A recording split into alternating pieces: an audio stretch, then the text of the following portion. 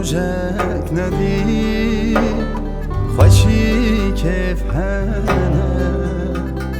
باره من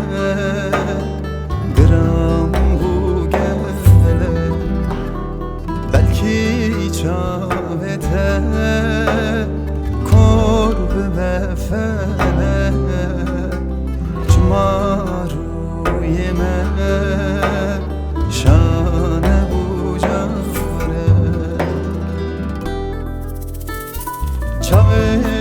چاوم در خیمت تیت کردم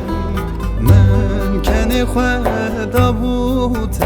این فاز کردم جمن تشتک نپرس از نزانم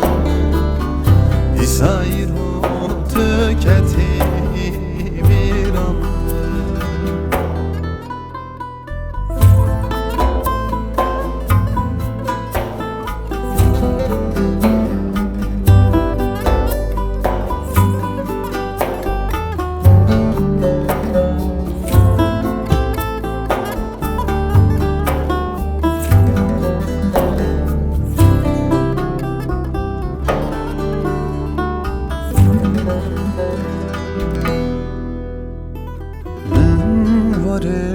خودی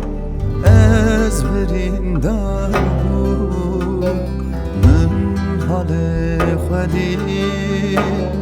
از پنابر بود من چاوه تدی از اوین دار بود روژه دوری تر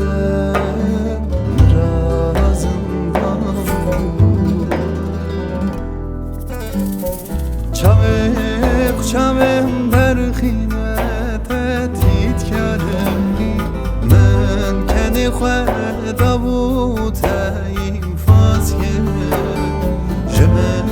تشتک نپرس از نزانم دیسایی رو تو کتی بیرم چاوم در خیمت تیت کردم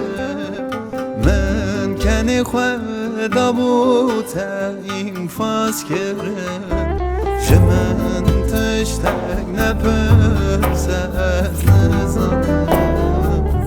ایسایی رو